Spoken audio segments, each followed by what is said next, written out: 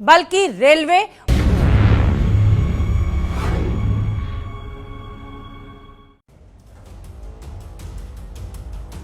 नमस्कार, आप सभी को ईद की बहुत बहुत मुबारकबाद। मैं आपके साथ शोभना यादव।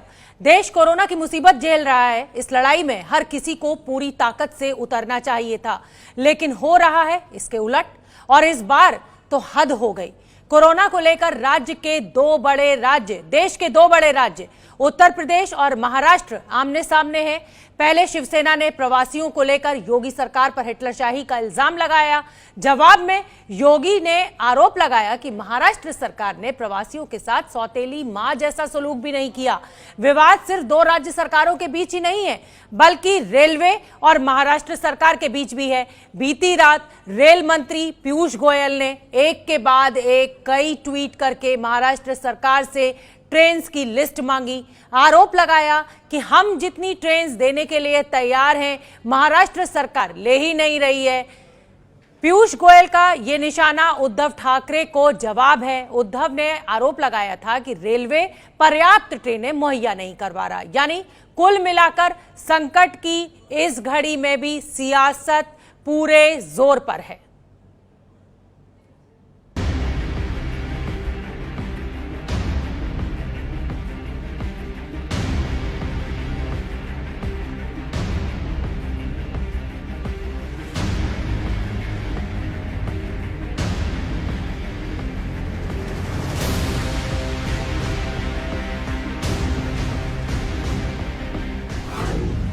कोरोना काल में आमने सामने दो सरकार। मजदूरों के मुद्दे पर योगी उद्धव में आर पार।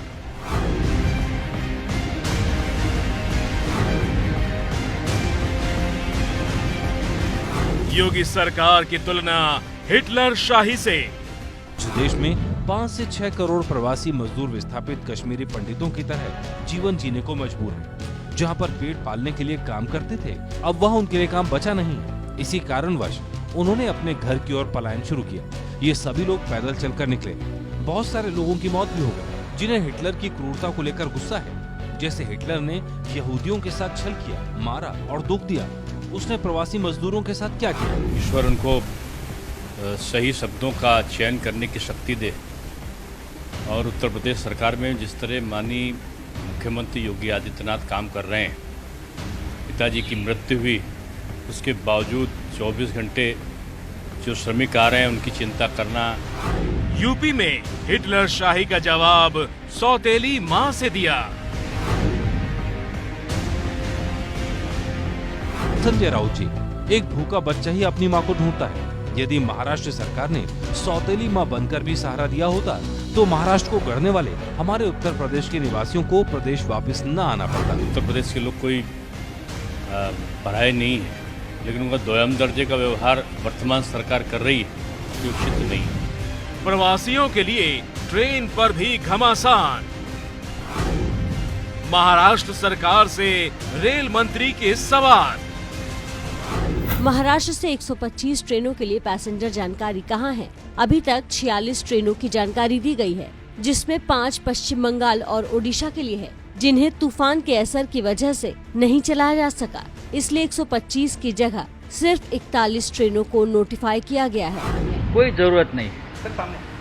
पूरे देश में से कौन से राज्य से इस प्रकार की लिस्ट रेलवे मंत्रालय ने मंगाई है मुझे मालूम नहीं। महाराष्ट्र सरकार का जो काम है इस मामले में बहुत ही बढ़िया तरीके से चल रहा है। इनकी कथनी और करनी में बहुत अंतर है और उसी के कारण ये महाराष्ट्र को संकट में दिन ब दिन लाते जा रहे हैं। हिटलर शाही बनाम सौतेली मां, क्यों फंसे जनता? तो आपने हमारी ये रिपोर्ट देखी। हर बात पे सियासत, चाहे श्रमिक मजदूरों का मुद्दा हो, उनके खाने का मुद्दा हो, उनके काम का मुद्दा हो, उस पर सियासत। ट्रेन अगर चलाने का फैसला लिया जाए तो उस पर सियासत। हमारे साथ खास मेहमानों का एक पैनल जुड़ा हुआ है, मैं आपका तारुफ करा देती हूं। प्रेम शुक्ला जी प्रवक्ता हैं बीजेपी के, बहुत बहुत स्वागत सर आपका। चरण सिंह सापरा जी प्रवक्ता हैं कांग्रेस के, सर आपका भी स्वागत। संजय गुप्ता राजनीतिक विश्लेषक हमारे साथ जुड़ेंगे। अशोक वानखड़े जी वरिष्ठ पत्रकार। अवनीजेश अवस्थी जी प्रोफेसर हैं दिल्ली यूनिवर्सिटी में। अभी अवनीजेश जी हमारे साथ नहीं जुड़े हैं। आप सभी का बहुत बहुत स्वागत। मेरा पहला सवाल चरण सिंह सापरा जी आपसे ही है और सवाल ये कि क्यों नहीं रोक पाए श्रमिक मजदूरों को आप महाराष्ट्र में ही? देखिए शोभना जी, ये जो बयान आया है मेरे ख्याल से योगी आदित्यनाथ जी का, ये प्रतिशोध की भावना दर्शाता है। अब आप बताइए, ये जो सौतेली माँ वाला वक्तव्य किया है, आज महाराष्ट्र की सरकार ने 555 ट्रेनें भेज चुके हैं और 555 ट्रेनों में करीबन 8 लाख श्रमिक जा चुका है। 25,680 बसों में करीबन 7 लाख श्रमिक जा चुका है और इनके लिए 157 करोड़ रुपया महाराष्ट्र की सरकार ने टिकट के लिए और बसों का खर्चा जो हुआ है वो महाराष्ट्र की महाविकास आघाड़ी सरकार ने खर्चा है। क्या सौतेली माँ अपने बच्चों के लिए ऐसे इस तरह से 157 करोड़ रुपया खर्च सकती है? इतनी ट्रेन और बस का इंतजाम कर सकती है? फिर ये जो श्रमिक यहाँ पर हैं, जो आज भी है, मैं मात्र मुंबई का उदाहरण दे रहा हूं, महाराष्ट्र का उदाहरण नहीं दे रहा हूं, कि मुंबई के अंदर 6.5 लाख श्रमिकों को रोज दिन में 2 बार खाना दिया जाता है। 3 करोड़ 80 लाख रुपया पिछले 60 दिनों में सरकार इसके ऊपर खर्च चुकी है। तो क्या सौतेली माँ कुछ इस तरह से करती है? तो ये जो यूपी के मुख्यमंत्री सापरा जी, अजय कुमार बिष्ट जी का जो वक्तव्य आया है, ये बिल्कुल अनुचित है। सापरा जी, पहली बात तो ये कि शुरुआत जिस बयान पर आपको इतनी आपत्ति हो रही है, सौतेली माँ, शुरुआत संजय राउत की तरफ से हुई है, शिवसेना के नेता, उन्होंने हिटलर से कंपैरिजन किया। दूसरा, अगर आप ये कह रहे हैं कि खाना उनको दिया जा रहा था, सब कुछ उनके पास था, तो ऐसे तो कोई अपना घर नहीं छोड़ता है ना सर, ये तो आप भी मानेंगे। देखिए शोभना जी, वस्तु स्थिति यहाँ पर ये है कि आमतौर पर इस समय में भी छुट्टियों में लोग सारे अपने घरों पर जाते हैं, कोई शादियां होती है, फसल काटनी होती है। अरे सर, गरीब की क्या छुट्टी? सुनिए ना मेरी बात, गरीब की क्या छुट्टी सर, तनख्वाह कटती है, क्या बात कर रहे हैं सापरा जी आप? 30 सेकंड गरीब कब वेकेशन मनाने लगा इस देश में? मेरी बात पूरी होने दीजिए शोभना जी, मेरी बात पूरी होने दीजिए ना, फिर आप बोलिए ना प्लीज जी।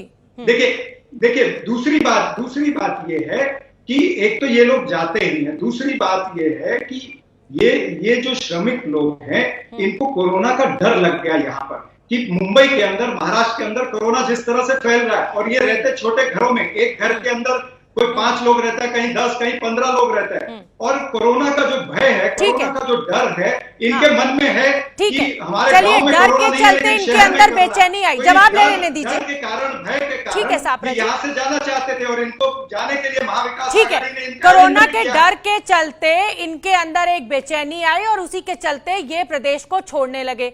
प्रेम शुक्ला जी, मेरा सवाल आपसे ये है कि आरोप आप महाराष्ट्र सरकार के ऊपर लगा रहे हैं, आपका ये कहना है कि उन्होंने सौतेला व्यवहार किया इसीलिए वो अपना प्रदेश छोड़ रहे हैं।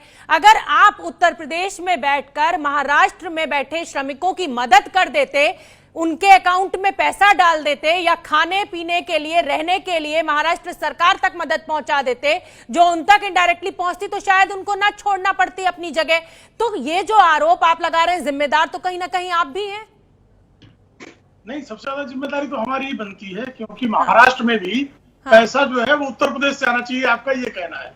महाराष्ट्र राज्य जिसके अपने खुद के खाते में 1 लाख करोड़ रुपए बैंक खाते में है और 54 लाख करोड़ रुपए जिसके म्युनिसिपल कॉर्पोरेशन बॉम्बे के खाते में है, और जिसके पास सिर्फ लेबर से जो है कंस्ट्रक्शन वर्कर का वो 9,000 करोड़ रुपए का है, उसमें से सिर्फ 157 करोड़ रुपए निकाले हैं। इसके बाद अगर आम लेबर आता है तो श्रमिक, उसको उत्तर प्रदेश 26 लाख श्रमिकों को, अकेले महाराष्ट्र नहीं लेकिन हर दूसरा श्रमिक जो है वो महाराष्ट्र से गया हुआ है। अब ऐसे में ये कहते हैं कि तुम हिटलर हो। क्यों हिटलर हो? क्योंकि जो श्रमिक आए हैं उनको 1,000 रुपए की किट दी है, क्योंकि उनको राशन कार्ड देना, जो राशन कार्ड नहीं दे रहे थे। इन्होंने जो है किसी भी श्रमिक को उसके घर में राशन दिया है क्या, जिसके पास राशन कार्ड नहीं है? जबकि केंद्र कहती है कि सबको राशन मिलना चाहिए, और जो केंद्र से राशन गया है वो सारे जिनके पास राशन कार्ड नहीं है उनको भी, जिनके पास राशन कार्ड है उनको भी देना है। उसके बाद आप उनको हिटलर कहते हैं और सामने से सवाल आ जाता है। तो प्रेम शुक्ला जी, मैंने आपकी बात मानी, लेकिन सवाल ये भी तो है ना कि ये जो बसों से चाहे छात्रों को लाने का मामला हो, चाहे श्रमिक ट्रेन चलाने की बात हो, इस पर आपने, उत्तर प्रदेश सरकार ने खूब अपनी पीठ थपथपाई। जब प्रधानमंत्री मोदी ने कहा कि जो जहां है वहीं रहे, तो इस नियम को तोड़ने में शुरुआत तो आपने की और उसके चलते तमाम राज्य सरकारें दबाव में आई। अच्छा प्रश्न है, उत्तर ले लीजिएगा। राजस्थान की सरकार ने स्वयं उत्तर प्रदेश की सरकार से कहा कि कोटा में हम छात्रों को सुविधाएं नहीं दे पा रहे हैं, आप कृपया अपने छात्रों को ले जाइए। हमको क्या करना चाहिए था? भगवान भरोसे छोड़ देना चाहिए था। अशोक गहलोत जी की सरकार ने पत्राचार किया, बाकायदा सूचना दी कि साहब अपने छात्रों को आप ले जाइए। शुक्ला जी, मैं बता दूं, मैं इस पर पूरी डिबेट कर चुकी हूँ अपने सुबह के बुलेटिन में। ये सच्चाई नहीं है जो आप बोल रहे हैं। भगवान भरोसे छोड़ दिया जाए। हाँ, ये सच्चाई है। इस समय शुक्ला जी और अशोक गहलोत जी की सरकार का, उनके मंत्री का इस पे जो है, सर आप कहते ना, आप ये कहते ना कि प्रधानमंत्री मोदी ने कहा है जो जहां है वो वहीं रहेगा, यही गाइडलाइंस है, यही नियम है, तब तो आपने सबसे पहले बसें भेजी, अपनी पीठ थपथपाई, अपने को हीरो साबित किया उत्तर प्रदेश सरकार ने, और उसके चलते दबाव में तमाम राज्य सरकारें आई। तो शुरुआत तो कहीं ना कहीं उत्तर प्रदेश सरकार ने की ना। छात्रों को राशन न दे, मार डाले और हमको छोड़ दो उसको, उनको यही तो मैं भी कह रही हूँ। ये आप लोगों की सियासत के चलते, ये जो गरीबों के मसीहा बनने की आप कोशिश कर रही हैं सरकारें, उसके चलते ही कोरोना फैल रहा है। उसके चलते ही कोरोना फैल रहा है। ये जो 96% प्रवासी मजदूरों को सादा राशन नहीं दिया। पहले संजय गुप्ता का मैं रुक कर लूं, उसके बाद आऊंगी सापरा जी आपके पास। सीमेंट के मिक्सर में भरकर भेजा लोगों को। संजय गुप्ता जी, चाहे आप उत्तर प्रदेश सरकार को हिटलर कहिए, चाहे वो आपको सौतेली माँ कहें, आप लोगों की सियासत के चलते पिस रहा है आम आदमी, परेशान हो रहा है देश का गरीब। ये तो आप सहमत हैं कि नहीं है? नहीं, देखिए, हिटलर जिस गंतव्य के विषय में संजय राउत साहब ने कहा है, वो गंतव्य ये है कि अगर कोई मजदूर 100 किलोमीटर चल के, 200 किलोमीटर चल के, 400 किलोमीटर चल के उत्तर प्रदेश के बॉर्डर पर पहुंच गया है, और उसको बॉर्डर पे पहुंचने के बाद उसको उत्तर प्रदेश के अंदर दाखिल ना करने दिया जाए, तो ऐसा थोड़ी है कि उत्तर प्रदेश कोई नया देश बन गया है। तो अगर इस तरह से अगर योगी आदित्यनाथ जी ऑर्डर करेंगे कि हम उनको अंदर घुसने नहीं देंगे, तो ये तो एक हिटलर शाही वाली बात करेंगे। तो ये तो गलती मान लीजिए ना, उस गरीब को परेशान क्यों होना पड़ा, उसको महाराष्ट्र क्यों छोड़ना पड़ा, अपनी गलती भी तो मान लीजिए, अपने गिरेबान में भी तो झांक लीजिए।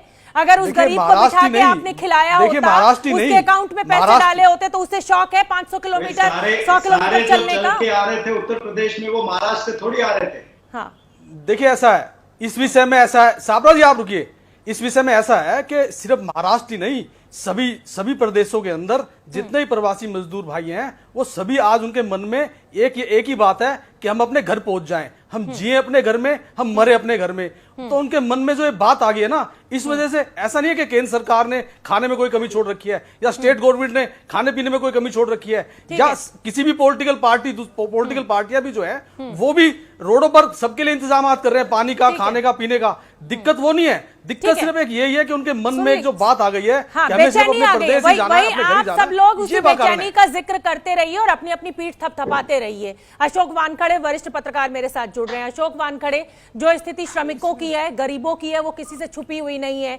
चाहे राज्य सरकारें हों, आपस में लड़ने का जो भी कहा जाए सियासत चल रही है, नुकसान आम आदमी का, जिम्मेदार कौन? मुझे लगता है राजनीतिक पार्टियां ही जिम्मेदार है, और पूर्ण रूप से जिम्मेदार है। इनको शर्म नहीं आती कि कोरोना के जैसे महासंकट के दौरान भी राजनीति करते हैं। योगी आदित्यनाथ की शुरुआत मैं बोलता हूं उन्होंने की है। क्या जरूरत थी, जब पालघर में 2 साधुओं की हत्या हुई थी, महाराष्ट्र गवर्नमेंट एक्टिव थी, महाराष्ट्र गवर्नमेंट ने 100 से ज्यादा लोग अरेस्ट किए थे, इसके बावजूद वहां से फोन करके चिंता जताना कि महाराष्ट्र में बहुत गलत हो रहा है।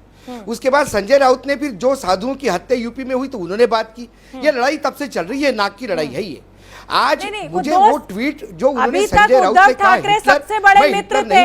उद्धव ठाकरे जब अयोध्या पहुंचते थे तो योगी आदित्यनाथ सबसे अच्छे मुख्यमंत्री थे। अब क्योंकि साथ नहीं हुआ इसलिए ये सियासत शुरू हो गई। शोभना जी, एक मिनट मुझे पूरा करने दीजिए। जब इन्होंने हिटलर कहा तो मैं मानता नहीं कि हिटलर की बर्बरता बहुत ज्यादा थी।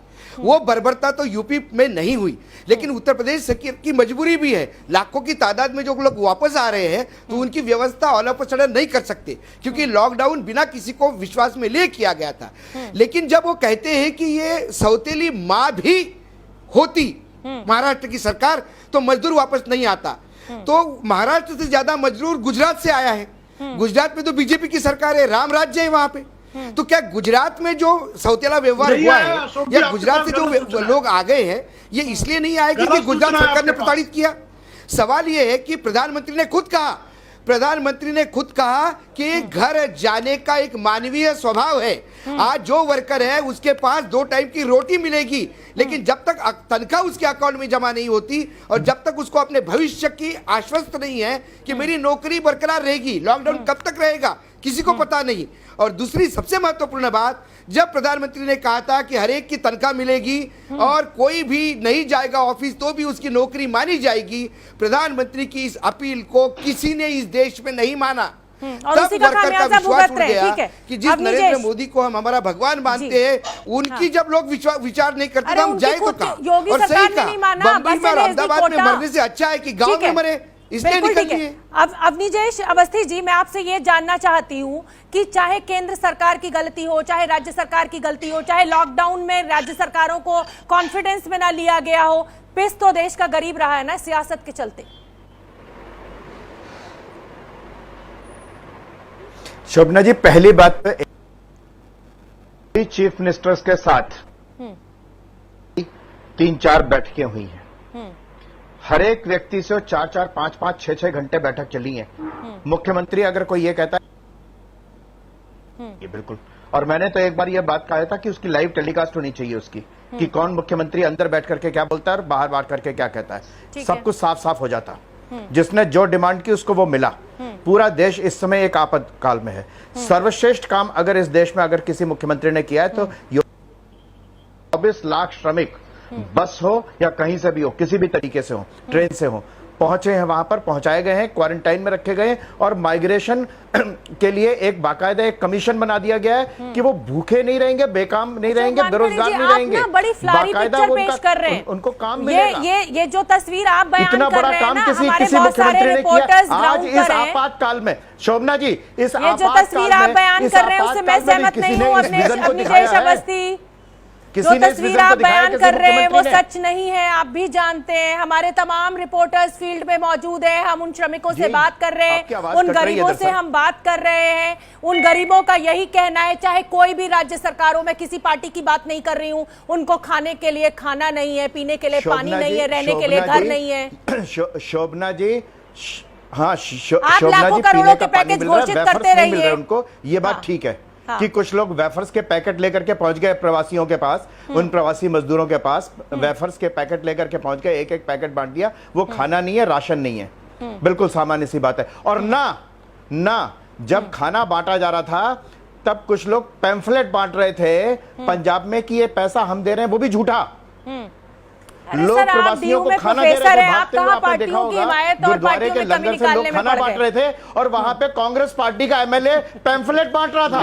कांग्रेस पार्टी का एमएलए मतलब आप ये कह रहे हैं कि जहां पर बीजेपी शासित प्रदेश है वहां सब कुछ बढ़िया है, जहां कांग्रेस शासित है वहां परेशानियां ही परेशानियां हैं, ये कहने की कोशिश कर रहे हैं आप नीजेश अवस्थी। हाँ जी, अशोक वानखड़े बोलिए अशोक। शोभना, 1 मिनट। यदि कांग्रेस यदि कांग्रेस यदि झूठ है तो बात हुई तो बहुत गलत कर रही है। क्या ये झूठ है क्या? मुख्यमंत्री मध्य प्रदेश यदि काढ़े के पैकेट अपने फोटो के साथ दे रहा, वो भी गलत है, गलत सभी है ये। लेकिन जिन यात्रियों को 24 घंटे का बोल के ट्रेन में बिठा, मदद कम और फोटो ज्यादा खिंचाई जा रही है, मदद कम और सियासत ज्यादा की जा रही है। उनको खाने की व्यवस्था क्या? भूखे जा रहे यात्री। आज आप ये मत नहीं कह सकते कि यात्री ट्रेन में जा रहे तो बहुत खुश है। ठीक है, 24 घंटे का बोल के 48 घंटे से ज्यादा की लंबी ट्रेन शुक्ला जी, अगर महाराष्ट्र सरकार की नाकामी, ठीक है, आप शांत हो जाइए। अब मुझे प्रेम शुक्ला जी से जवाब ले लेने दीजिए। दूध की धुली नहीं है। ठीक है अशोक वानखड़े जी, प्रेम शुक्ला जी, सुन लीजिए सर, सुन लीजिए अशोक जी, सुन लीजिए।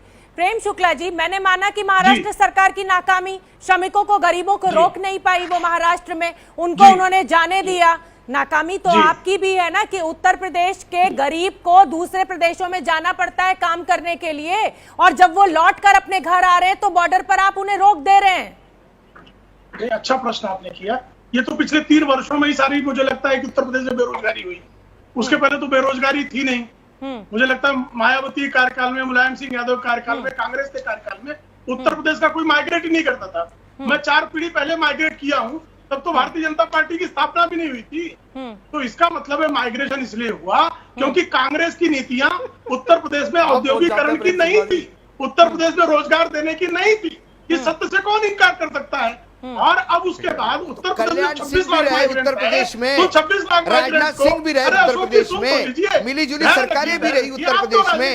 आप राजनीतिक क्यों बन रहे हैं? उत्तर प्रदेश में तो 91 मायावती और आपकी दोस्त छुपी हुई है क्या?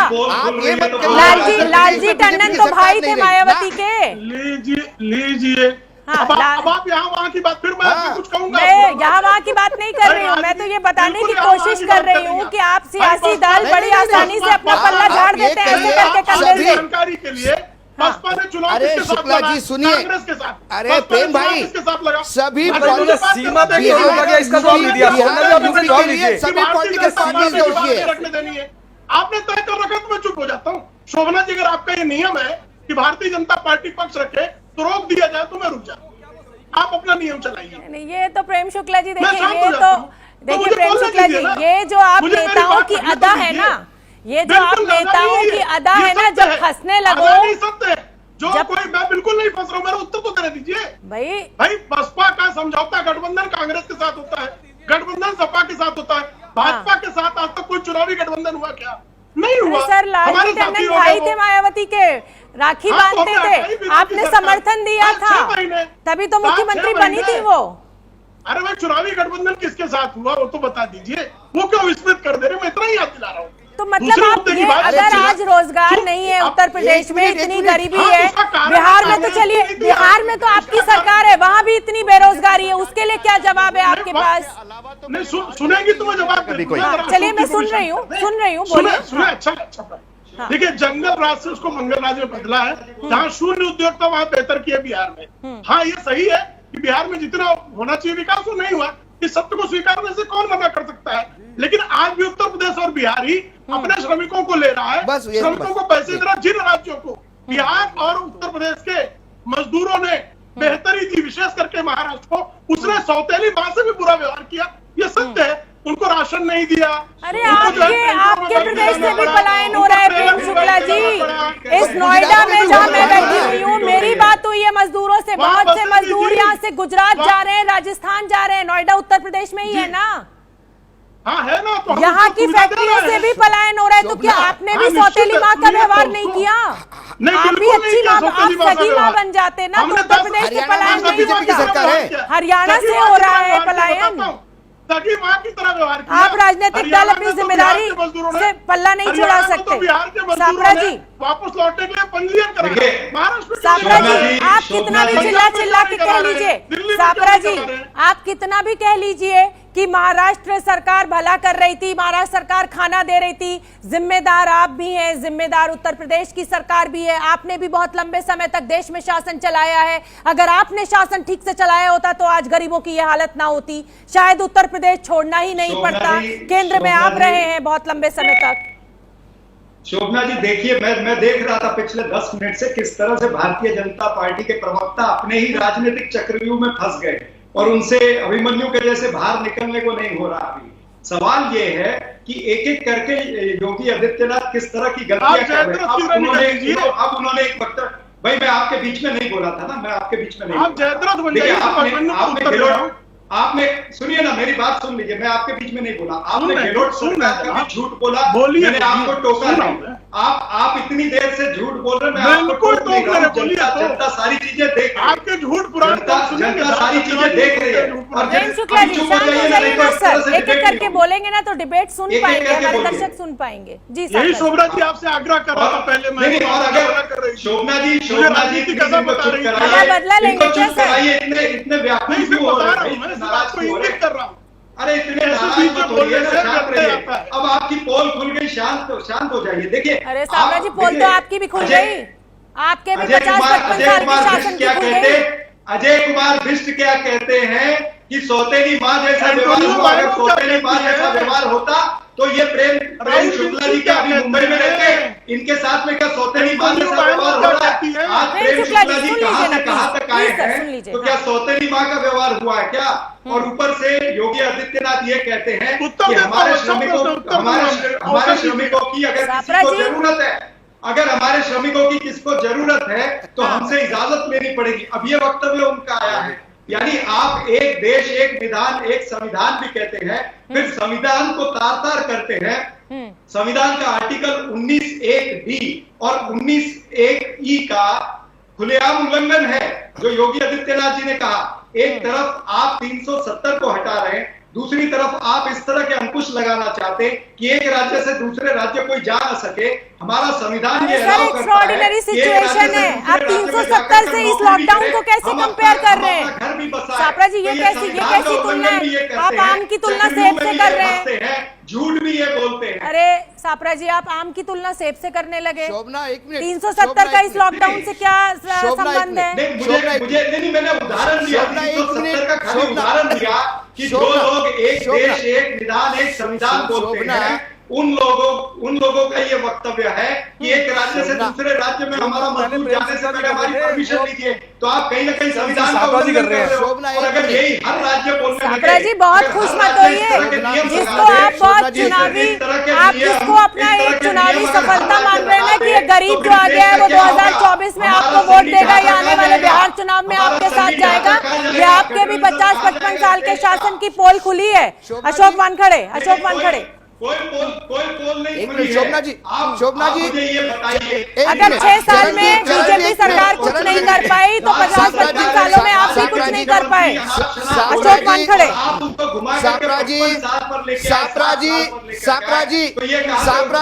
सापरा जी सुनिए, सुनने का महात्मा रखिए। सापरा जी सुनिए, आप कहते हैं कि योगी आदित्यनाथ पूरे आने दे रहे हैं। आज कोरोना की स्थिति में एक मिनट, आज कोरोना की स्थिति में हर राज्य ये डिसीजन ले रहा है। अरे महाराष्ट्र में तो एक जिले से दूसरे जिले में आप जाने नहीं दे रहे, सिवाय वाधवान ब्रदर्स के, जो बहुत बड़े भ्रष्टाचारी है और जिसके ऊपर ईडी का केस चल रहा था, वो सिर्फ आपके यहाँ घूम सकते हैं, बाकी एक जिले से दूसरे जिले नहीं जा सकते। अब आप योगी आदित्यनाथ को कहते हो कि आपने क्यों नहीं राज्य में आने दिया? ये दोहरी राजनीति नहीं चलेगी, राजनीति मत करिए इसमें, बिल्कुल राजनीति मत करिए। आपके यहाँ चरण सिंह जी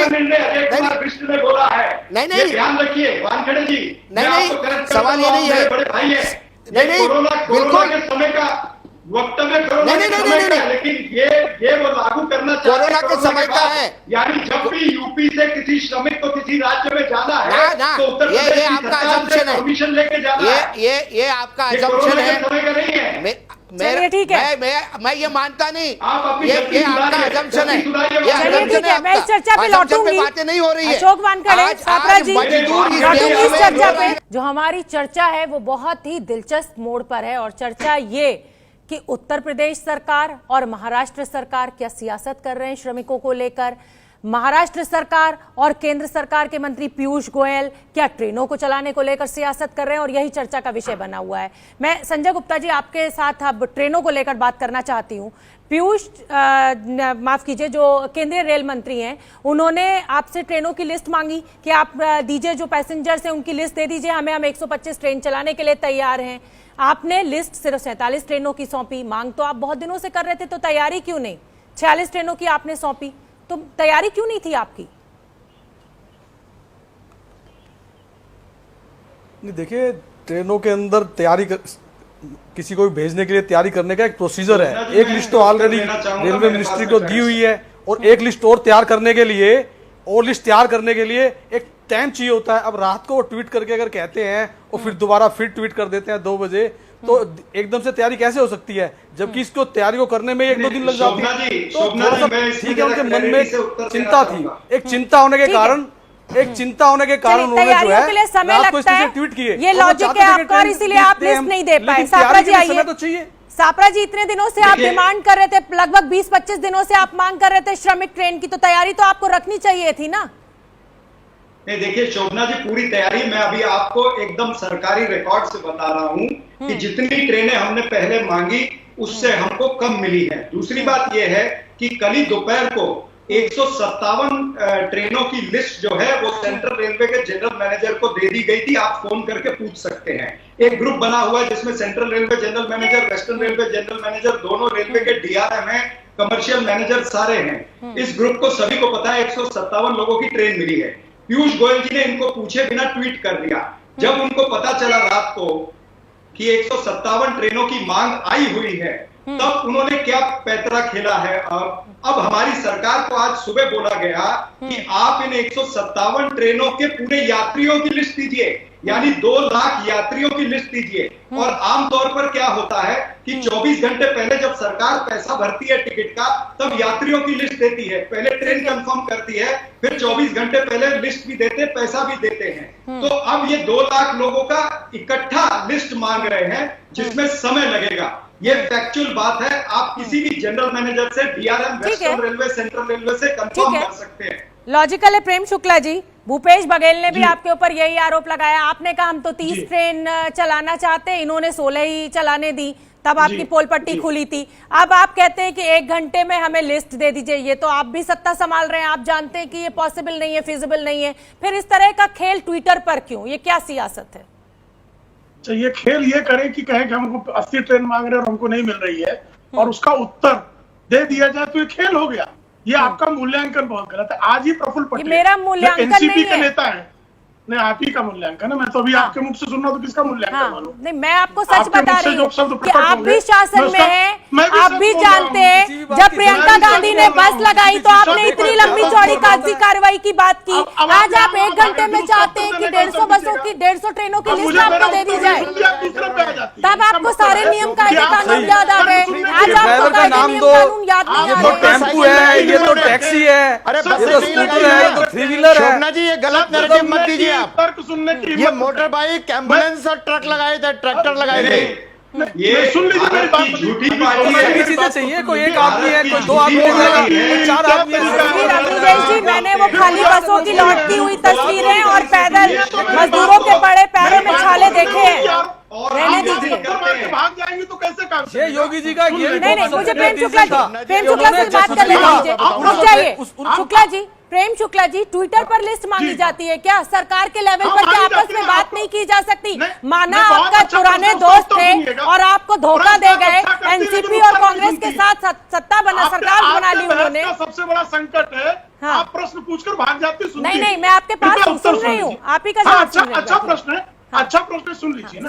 आदरणीय पीयूष जी ने बहुत विस्तार से आपने तो अभी तक जवाब नहीं दिया। योगी जी ने सही कहा, किया है, नहीं किया? दोनों को सील करके किसी को आने नहीं देंगे। आपने इस बात का जवाब नहीं गुप्ता जी दिया। रुक जाइए, संजय गुप्ता जी रुक जाइए, प्रेम शुक्ला जी को सूची मांगी गई, हाँ, सिर्फ 46 ट्रेन की लिस्ट आप दे पाई। ये सवाल तुम्हारा उसमें से 41 ट्रेन को दे दी गई, सूची दी गई है, 157 ट्रेनों की सूची दी गई है। हमारे रेल मंत्री जो है, रेल मंत्री सूची। एक मिनट रुक जाइए सापरा जी, जब आपकी बारी थी तो मैं आपको सुन रही थी ना। 1 मिनट, आप ट्रेनों की सूची नहीं मांग रहे, आप ट्रेनों की सूची नहीं मांग रहे, यात्रियों की सूची। सापरा जी, जब आपकी बारी आएगी, यार आप लोग सवाल उठा दे रहे, बात जवाब तो लेने दीजिए। सापरा जी, आपकी बारी थी तो आप बोले थे ना, झूठ बोल करके निकल तब प्रेम शुक्ला जी बीच में नहीं बोले थे ना। सापरा जी, जब आप बोल रहे थे, कृपा करके चुप हो जाइए, कृपा करके चुप हो जाइए। पता है कि ट्रेनों की सूची नहीं मांगी गई थी, जो ट्रैवलर्स थे, जिन श्रमिकों को उसमें सफर करना था, उनकी सूची मांगी थी पीयूष गोयल जी ने, ये मालूम है। आप शांत हो जाइए, प्रेम शुक्ला जी से जवाब ले लेने दीजिए। बोलिए प्रेम शुक्ला जी। देखिए, इनके एक सांसद हैं जो पूर्व केंद्रीय मंत्री हैं, अरविंद सावंत, उन्होंने कल शाम में कहा कि हमने 200 ट्रेनों की सूची दे दी है। उनसे कहा कि भाई साहब आप कृपा करके लिस्ट भेज दीजिए, नहीं भेजी गई। इनके पास सूची किसी प्रकार की नहीं थी। दूसरा, इन्होंने फिर अगला समन्वय नहीं है। आदरणीय पीयूष गोयल जी ने बहुत स्पष्ट शब्दों में बताया कि जैसे बांद्रा में जब भीड़ जमा हुई तो वो बंगाल के लोग थे। आदरणीय शरद पवार को बीच में डाला गया, और शरद पवार और पीयूष गोयल जी की आए दिनों बात होती है। शरद पवार भी जो है, उनकी पार्टी एनसीपी इनकी सरकार की हिस्सेदार है।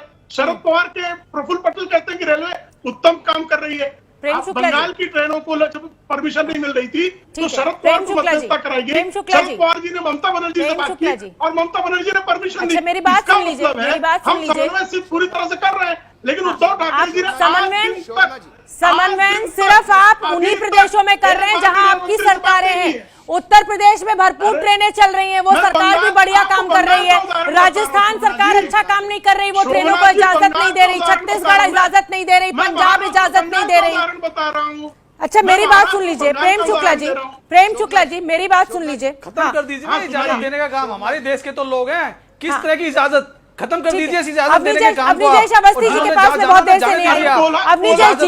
अवनीश जी क्या सरकारों से गलती हो गई? 23 मार्च को जनता कर्फ्यू के बाद जिस तरह लोगों की भीड़ पूना रेलवे स्टेशन पे इकट्ठा हो गई, ट्रेन के चलने के चलते 10,000 लोग पहुंच गए। अगर सरकार उसी समय फैसला ले लेती ट्रेन चलाने का तो इस तरीके की अव्यवस्था ना होती, इतने गरीबों को अपनी जान ना गंवानी पड़ती। गलती हो गई है सरकारों से।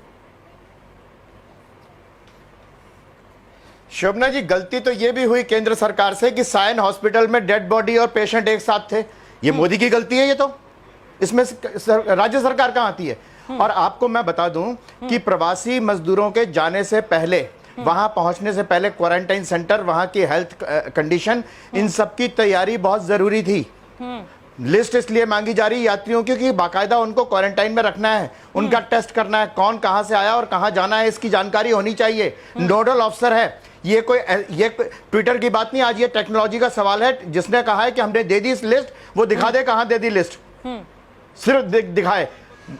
राजस्थान की समझ लीजिए, राजस्थान में बस में से उतार करके ट्रक में भरा गया प्रवासी मजदूरों को, उन्होंने खुद बताया। औरैया में जिसका एक्सीडेंट हुआ, वो डेड बॉडीज भी साइन हॉस्पिटल में मोदी ने डलवाई थी ना, नरेंद्र मोदी ने डलवाई थी। वो तो की सरकार है, वहां पर सब कुछ परफेक्ट है। जहां बीजेपी शासित प्रदेश नहीं है वहां सब कुछ परफेक्ट है। किसकी सरकार है?